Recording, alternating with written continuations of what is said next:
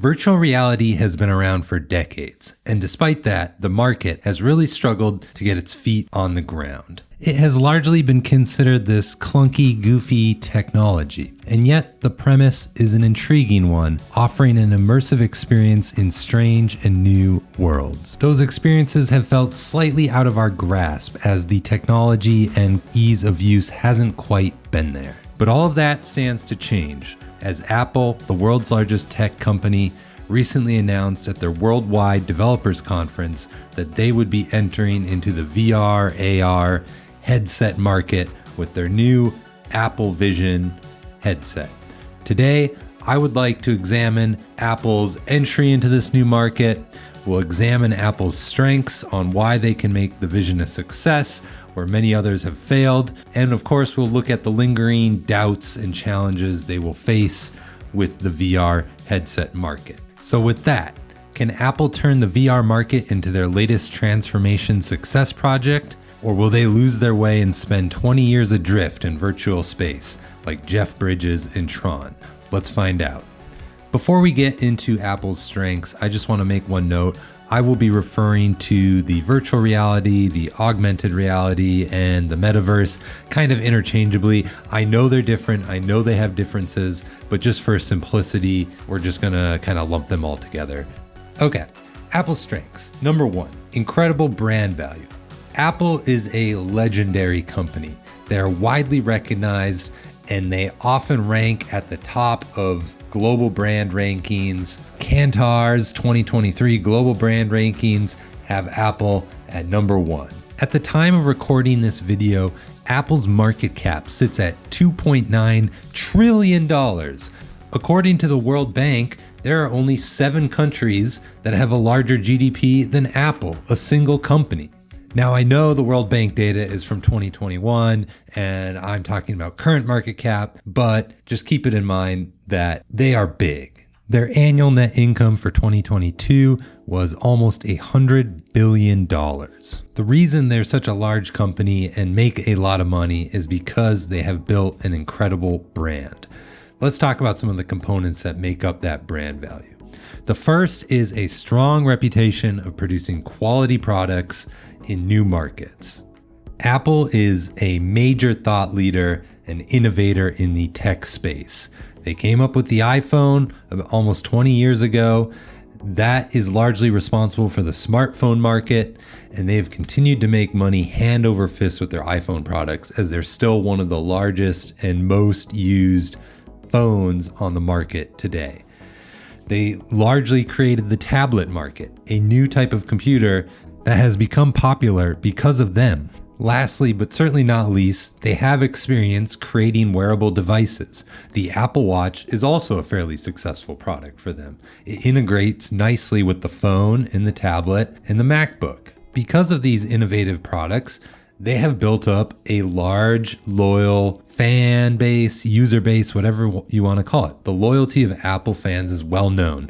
They can often become the butt end of jokes for their devout faith in the company, but it is largely well-founded. Most Apple products are reliably built and regarded as high quality. Looking at BrandKey's customer loyalty leaders list for 2022, we see that Apple appears on the list 4 times in the top 100, taking the number 1 crown for smartphones, the 14th spot for Apple TV, their streaming service, the 20th spot for tablets, their iPad, and the 34th spot for computers, their MacBooks. That is a staggering amount of loyalty in one company's different products. And that loyalty could well transfer over to Apple's new Vision VR hardware set. Next, Apple is known for producing hardware and software components. All of Apple's core products are a fully contained system. They make the hardware, they make their own processors, they make their own operating systems, they make their own core apps and software. It's all Apple all the time. Compare that to Meta. Meta is a social media company. They have no prior experience in hardware development, and they have a reputation for massive data breaches and lack of systems integrity. They don't have a loyal fan base around the Meta Quest 2. They don't have a lot of that brand equity. it's a lot harder for them to get people to buy into their system than it probably is for Apple, who has sort of that reputation for making good integrated hardware and software products. Additionally, Apple has an impressive integrated ecosystem. Apps from the iPhone work with your iPad and your Apple Watch. All of these different tools connect and interact with one another. Apple Vision, from what they showed at the conference, is going to do the same thing. It's going to live in the same ecosystem, and that gives them a huge advantage because people already know how to use those tools. They're familiar with them.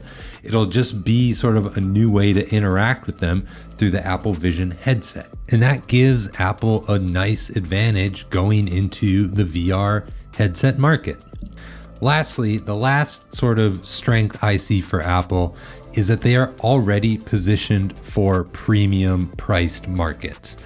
Apple charges premium prices for their products, but despite that premium, their fans seem to be willing to pay for it. They're loyal to Apple, and they know that Apple means quality products. And of course, they are tied to that ecosystem that Apple has built separate from everybody else.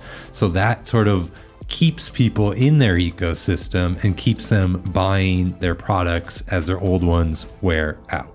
So VR headsets, which are pretty expensive, and looking at the Apple Vision is very expensive, is a premium market. And while I do think their price point is going to be a challenge, and we're going to talk about that in a moment, they are positioned for premium markets. So I believe they can make it work. If you think this video is premium like Apple's pricing strategy, please consider giving the video a like and subscribing to the channel. It does help me out a lot. Thank you. Okay, with that, let's talk about some of the challenges and doubts I have about the Apple Vision. First, the VR market has not really caught fire. It's sort of a tough market to get into. Headset ownership among Gen Z and millennials, your most likely adopters, has remained low. According to YPulse in their survey, ownership has relatively been stagnant for the last 6 years, with it hovering around 11%. Anecdotally, people do not seem to be keen on wearing a headset.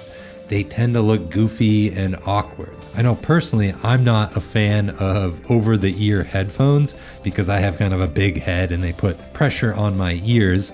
I'm not sure how I'd feel about wearing a pair of skiing goggles indoors for multiple hours on end. So there are challenges there.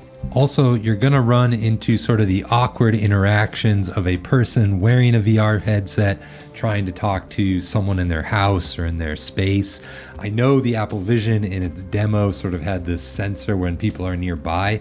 It kind of turns it clear so you can see them, but that's just weird. I think you would want to take your goggles off if you're going to talk to someone because they could just be ignoring you and still looking at their apps. And that is sort of a challenge, right? It's another friction point that people have to deal with.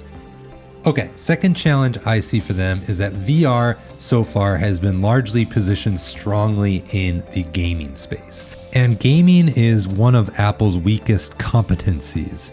If they are unable to capture gamers into their Vision headset, that could be a huge loss for them, as that has been one of VR's biggest appeals. Now, they might be saved by app developers here.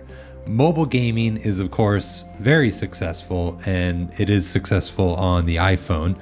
So it's possible that they are able to establish a marketplace for the Vision, but there's a big difference between the number of phone users and VR headset users. It's a smaller pond for app developers to fish from, and that might disincentivize the production of such VR or AR based games. So time will tell on this one, but it is a challenge that they will be facing. Okay, the last macro factor that they will be challenged with is, of course, the current economic headwinds.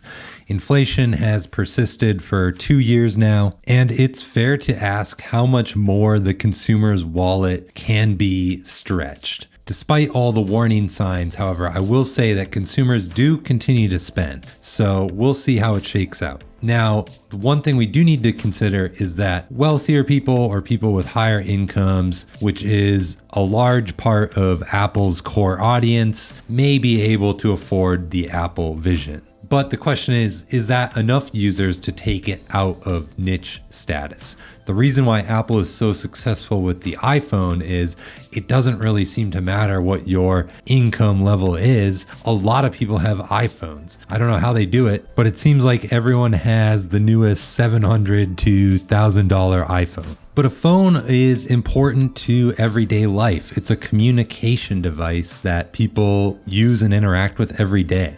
Is a VR headset in the same category? No, I don't think it is. So as economic conditions tighten, unnecessary luxury goods are the first easy thing to cut out of your discretionary spending budget. Okay, I want to shift to 2 points on the Apple Vision itself specifically that are challenges. The first is the limited battery life.